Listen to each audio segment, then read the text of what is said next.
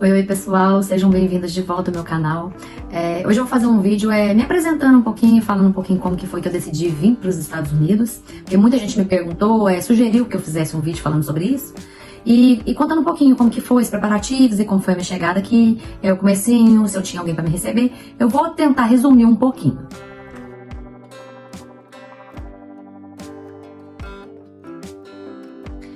Eu tenho 38 anos, eu tenho 3 filhos, a mais velha tá com 19, o do meio 16 e a caçulinha com 2. Eu sou de Nova Serrana, interior de Minas, fica próximo a Belo Horizonte. E lá na minha cidade eu já mexi com um pouquinho de tudo. Eu já tive bar, eu já tive lanchonete, eu já tive uma fabricazinha em casa que eu fazia terceirização de trabalhos para fábrica de calçado. E assim, eu já trabalhei com um pouquinho de tudo, né? Tudo que desse pra poder tirar uma renda um pouquinho maior do que você trabalhar numa fábrica ali pra receber um salário, né? Com o qual você não consegue nem viver direito. Principalmente quando você é sozinho pra você pagar tudo.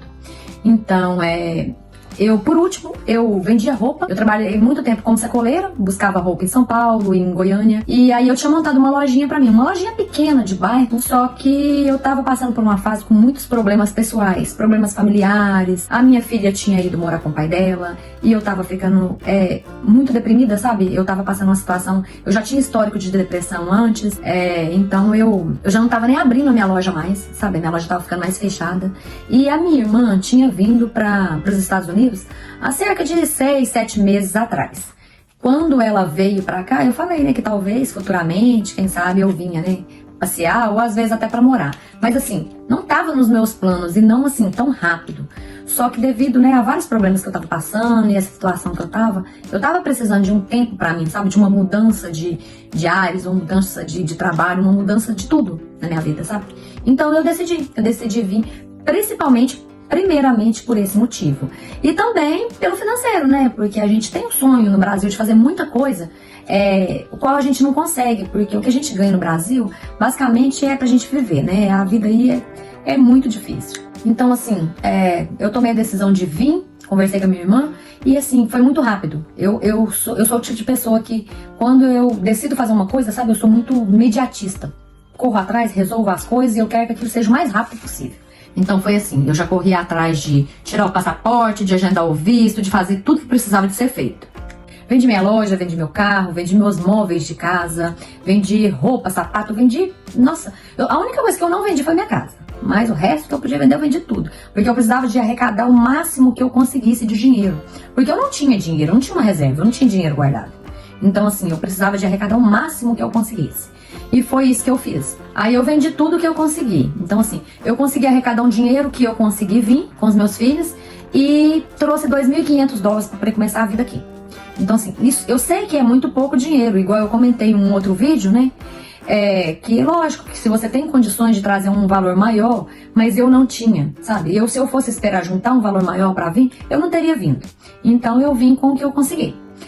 Igual eu falei, eu já tinha uma irmã que morava aqui há uns 6, 7 meses, só que ela dividiu o apartamento com uma senhora, então assim, eu não poderia ficar na casa dela.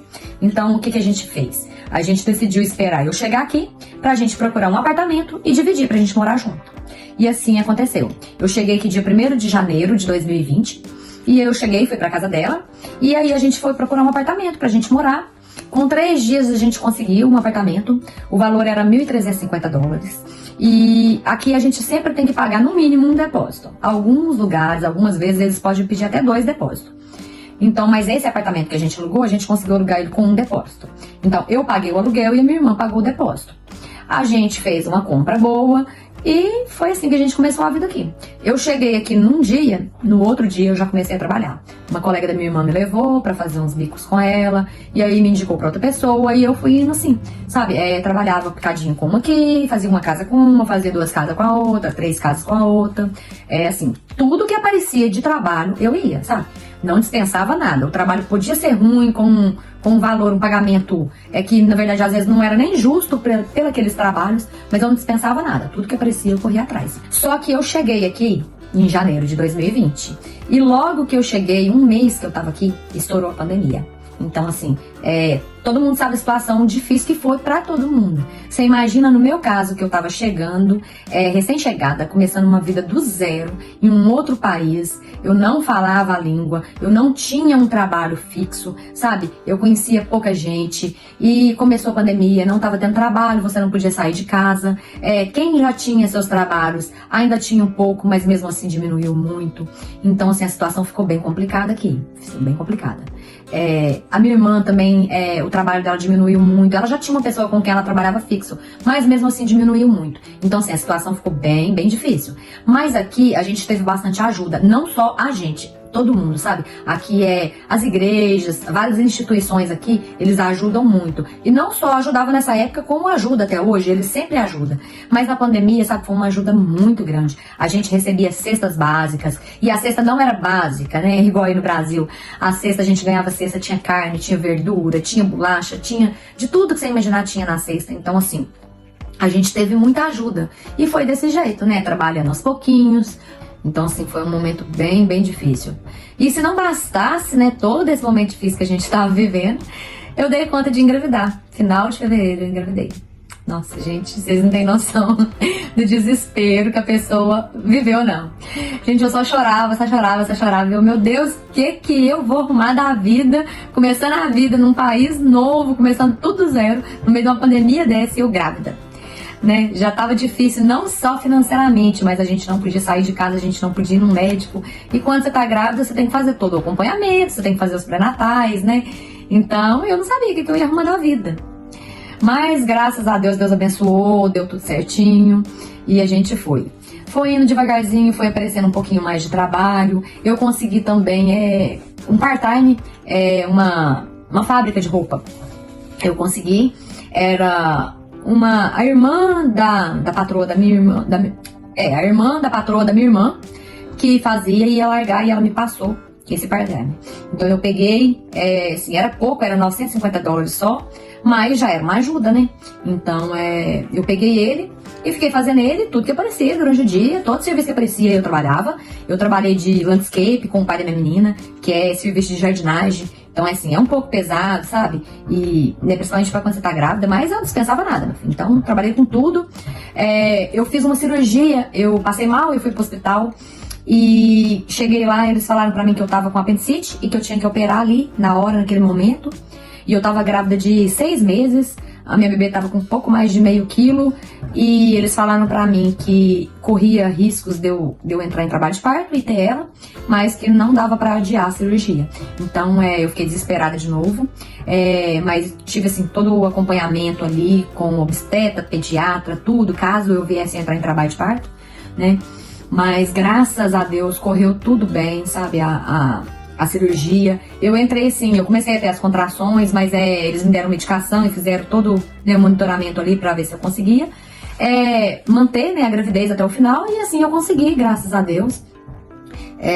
Eu fiquei no hospital 3 dias, voltei pra casa de manhã, aí eu tava sentindo muita dor, voltei pro hospital de volta à tarde, fiquei lá mais 4 dias, aí eles me deram alta, voltei pra casa de novo, e com 17 dias eu já tava trabalhando. Porque aqui não dá pra ficar parada. Esse prazo que eu fiquei parada, a minha irmã e os meus meninos estavam indo limpar pra mim o meu part-time. E nisso a minha irmã também fazia limpeza de uma clínica, uma das clínicas que eu limpo hoje. E aí ela decidiu parar, porque ela trabalhava durante o dia, então ela me passou esse part-time. E aí eu fiquei desse jeito, trabalhando com esses part-times à noite e com limpeza durante o dia, que aparecia. E assim, tinha dias que eu não trabalhava muito, mas tinha dias que eu trabalhava muito, trabalhava o dia todo, chegava, já tava na hora de ir trabalhar de novo, tinha dia que às vezes eu passava direto, sabe? Então eu trabalhei bastante, trabalhei até uma semana, falta uma semana pra me ganhar ela. Porque assim, eu ficava pensando muito como seria quando eu ganhasse ela. Eu só sabia que eu não queria deixar ela com um babá pequenininha. Então eu sabia que quando eu ganhasse ela eu não ia querer trabalhar durante o dia. Então foi assim que aconteceu. Eu tive ela e aí eu fiquei trabalhando só com os 2 part-times que eu tinha à noite. E não trabalhava durante o dia. Uma vez ou outra, quando aparecia um trabalhinho assim com alguém conhecido, às vezes eu ia. Mas foi poucas as vezes. Então eu trabalhava à noite, ela ficava com a minha filha mais velha. E foi desse jeito que eu fiz até ela tá com 6, 7 meses mais ou menos. Foi quando eu voltei a trabalhar de dia. Quando eu voltei a trabalhar de dia, eu trabalhava de help, né, pra algumas pessoas. Nunca trabalhei fixo com ninguém. Trabalhava assim, um dia com um dia com a outra, com quem estivesse precisando, que aparecia, eu ia. Eu consegui um schedule porque que funciona assim. Quando você vai trabalhar na limpeza, geralmente você trabalha de helper com alguém que já tem as suas casas, né? Você já tem sua agenda, suas clientes. Você trabalha de help, você limpa 3, 4 casas, você ganha em média 100, 120 por dia. E tem também algumas pessoas que têm já o schedule de casa, que é a agenda ali, que é a sua clientela. Então, às vezes, ela passa isso para outra pessoa fazer por porcentagem. E foi isso que eu fiz. Eu peguei com uma pessoa que estava passando esse schedule, 70-30. No caso, eu ganhava 70% do valor e a pessoa ganhava 30%. Um exemplo, se a casa fosse $100, era 70 para mim, 30 para a pessoa. Se a casa fosse 150, é a mesma coisa, era 70 para mim, 30 para a pessoa. Né? Então eu trabalhei com essa mulher durante um tempo, só que o irmão dela veio do Brasil pra cá e ela passou o schedule dela pra ele. Aí eu peguei o trabalho de uma outra pessoa também pra fazer, só que não foi bem 70-30.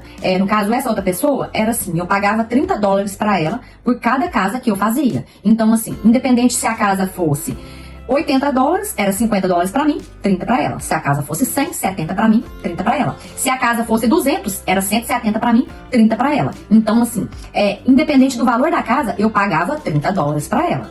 E quando ela me fez essa proposta, eu somei e daria mais ou menos como se fosse 70, 30%, sabe? Então eu peguei.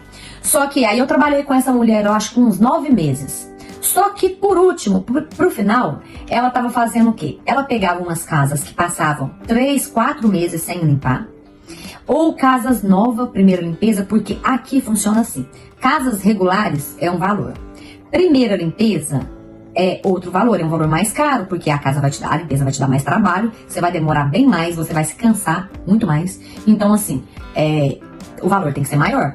E ela fazia o quê? Ela pegava aquelas limpezas que passavam 3, 4 meses sem chamar, e primeira limpeza por um valor mínimo, sabe? Às vezes tinha casa que era $80. Então, assim, ela não queria saber, porque ela ia receber os $30, é a mesma coisa, independente do valor da casa. Só que eu ficava com a canseira toda de limpar para receber uma mixaria. Então, assim, eu vinha reclamando muito com ela e discutindo por conta disso. Então, eu acabei parando de trabalhar para ela.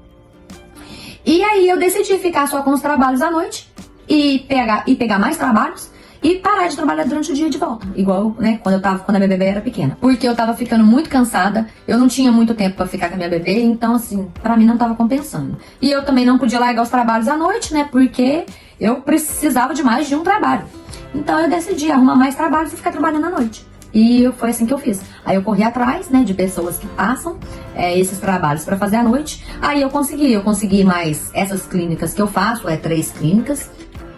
E aí depois eu consegui essa boate, e aí depois eu consegui a escola, e foi assim, sabe? Aí eu fui pegando mais trabalhos, ficava o dia todo à toa em casa com ela, resolvendo as minhas coisas, e trabalhava à noite. Aí um dia, uma amiga minha, né, uma menina da igreja da minha irmã, me perguntou se eu não queria levar as crianças pra escola, porque elas não estavam conseguindo quem levasse. Então era o filho dela, a filha dela, da cunhada dela e de mais uma amiga, mas era todos 3 próximos e para a mesma escola. E que me pagaria $150 por semana para me levar eles. Então eu falei assim, eu vou tentar, né, uma semana, mas eu não te garanto de dar certo. Porque eu trabalho à noite, eu chego em casa, né, por volta de meia-noite, mais ou menos. Mas assim, gente, eu tenho uma dificuldade enorme de falar não. Então, com isso, às vezes eu me sobrecarrego por conta disso, sabe? De não saber falar não. Então, assim, acabei não querendo deixar elas, né, na mão e fiquei levando as crianças pra escola.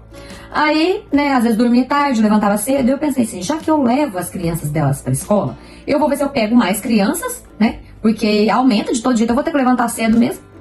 E aí eu posso largar um dos trabalhos que eu faço, né? Diminuir um pouco à noite.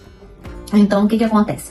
Eu, né, coloquei anúncios e acabei pegando outras crianças. Aparecia, eu pegava mais uma, mais 2. Só que sempre foi em escolas diferentes, eu não consegui pegar para as mesmas. Então, assim, por isso que hoje eu levo em 3, 4 escolas diferentes. Eu acho que eu tô levando em 4 agora.